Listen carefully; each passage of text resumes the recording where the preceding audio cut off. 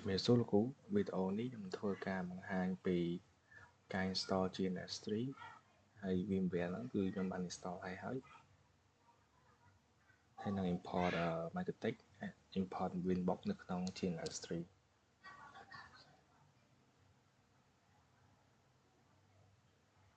ចឹងកម្មវិធីដែលខ្ញុំបានមកពីលោកគ្រូគឺតាម Telegram ហ្នឹងបើសិនជាចង់ download យើងអាចចូលទៅ website GNS3 ហ្នឹងទៅនឹងជាដំបូងដោយសារតែ VMware ហ្នឹងគឺខ្ញុំបាន install ហើយចឹងយើងត្រូវការ install GNS3 ចុច next មកទីតាំងខ្ញុំដាក់នៅ drive C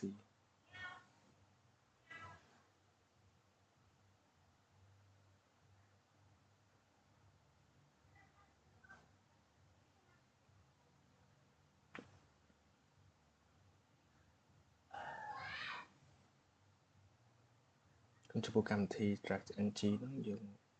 មិនទាន់ install ទេ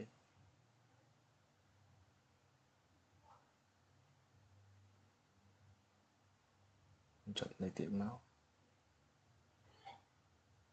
finish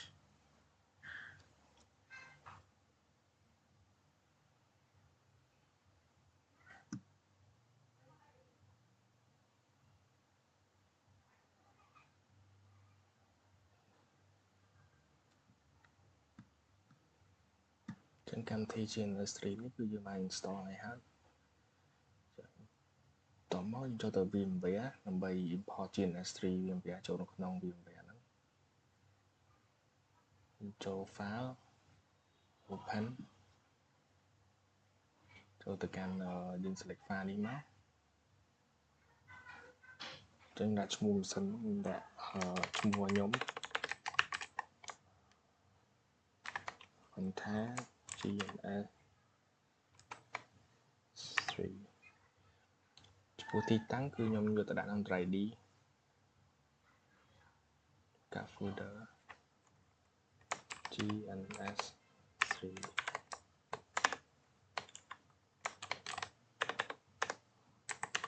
បាទតមិញចុច import មក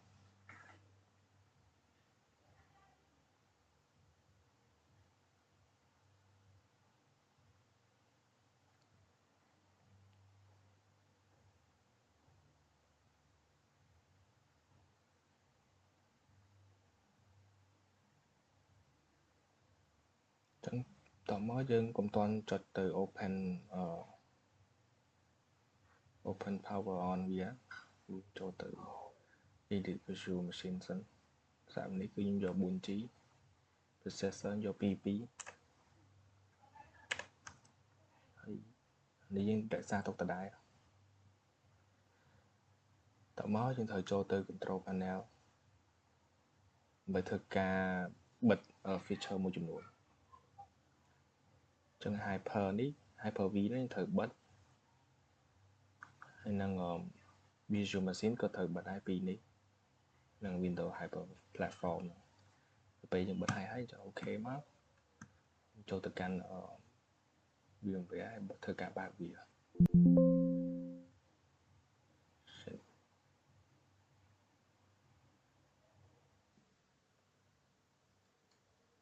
បាទមិញ error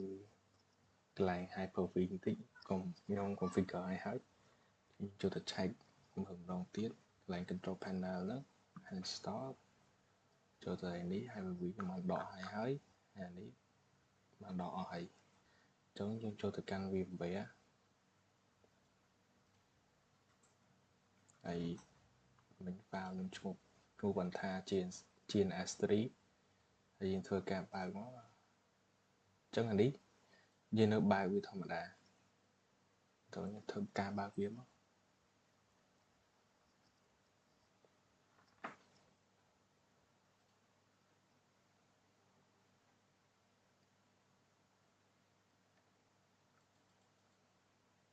អូខេយើងចូលដល់ហ្នឹងហើយចុចអូខេមកហើយ select យក open a shell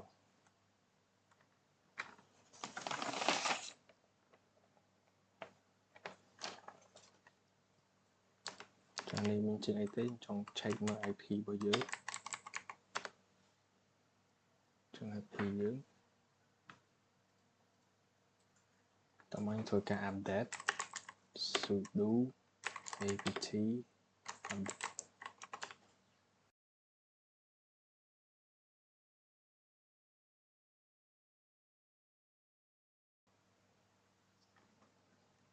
ចឹងបន្ទាប់ពី update ហ្នឹងហើយសរសេរ script ដែលគេឲ្យហ្នឹងទៅ apt list .upgrade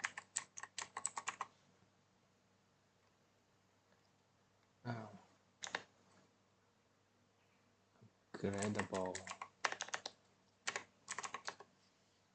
អូខេចឹងupgrade ហើយធ្វើការបើកGNS3 ហ្នឹង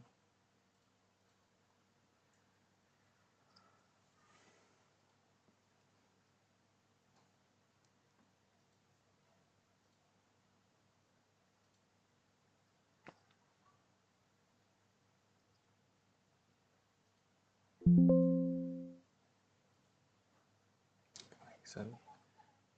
តទៅបើកហើយយើងចូលទៅកាន់ edit ហើយនឹងចូល preference server នេះ enable ហើយដើម្បីចូល GNS3 VMware យើងទៅយកឈ្មោះដែលយើងបានដាក់ក្នុង VMware គឺមិនថា GNS3 80ដដែល CPU 4 core នេះ 8G ពេលប៉ុណ្ណឹងហើយយើងចុច apply មក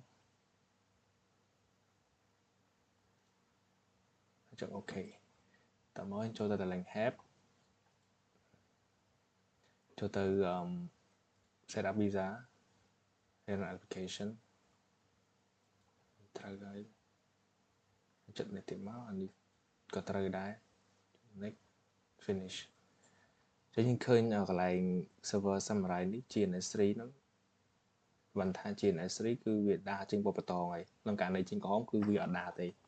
ថាផ្សោតយើងអត់ដំណើរការអញ្ចឹងបន្ទាប់ពីយើងធ្វើបានប៉ុណ្្នឹងហើយ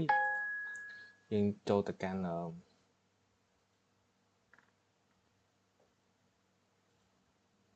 យើងទៅធ្វើការដំឡើង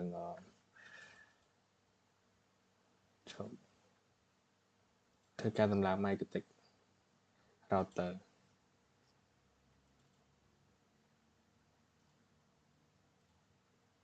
អញ្ចឹង add ចឹងក្នុងករណីយើងភ្ជាប់ឲ្យពេលក្នុងនេះអានេះដើរទៅពេលចេញពីអាហ្នឹងពេលយើងបិទអានេះវានឹងធ្វើការបិទក្នុង VMware ដូចគ្នាចឹងយើងធ្វើការបិទ VMware ទៅចូលទៅបើកក្នុង GNS3 វិញ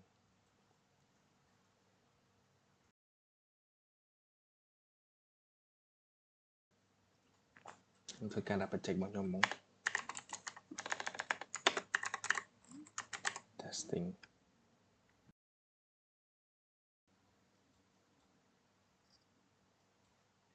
ចឹងធ្វើការឥឡូវម៉ាស៊ីន server ហ្នឹងគឺវាបានបើកហើយ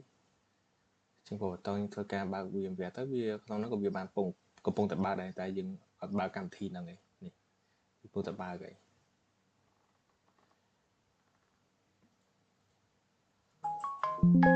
ចឹងបន្ទាប់ពីបានអញ្ចឹងហើយធ្វើការបង្កើត new template ចូលយក recommend ហ្នឹង next insert ពាក្យ micro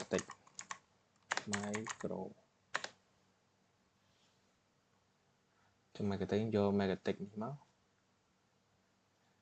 install next ទៀតចឹងយើងធ្វើការ import image របស់វាចឹងដោយសារ image ខ្ញុំបានfile ពីលោកគ្រូហើយចឹងចូលទៅកាន់ file របស់ខ្ញុំហ្នឹងមកច្រឡំនេះ image នេះខ្ញុំ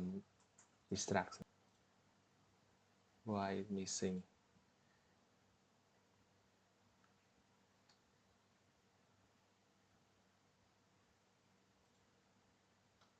ចឹងអាហ្នឹងវា install ហើយតោះមកយើងចុច like magnetic ខោនេះមកចុច yes មក finish ចឹង marketing គឺយើងបានimport ចូលហើយយើងធ្វើការ rename វាមកដល់ all1 ចឹងយើងដាក់512មក click apply ចឹងទៅពីដើរmarketing ហើយធ្វើការ add យើងធ្វើការ say comment មក script login admin password ណានអត់មានទេចុច no មក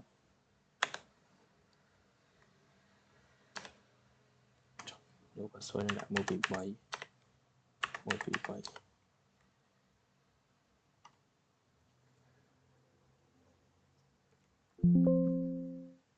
ចឹងបន្ទាប់ពីយើងធ្វើនេះហើយធ្វើការ add winbox ធ្វើការ add import winbox មួយទៀត search ពាក្យ winbox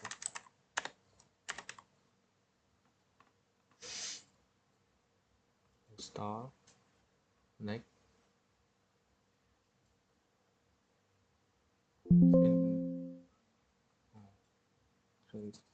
chào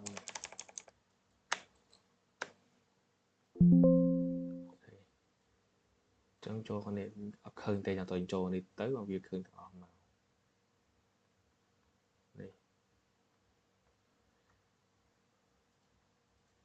ចឹងវាធ្វើការវាពងតែដើរវាពងតែ pull link មក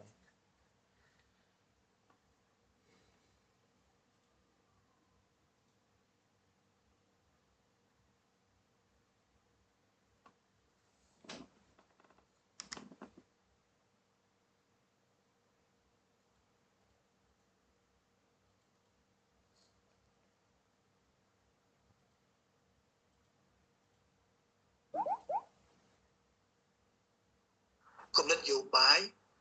ឆន្ទៈនយោបាយដើម្បីបង្កើតចេញជាខ្លឹមសារដើម្បី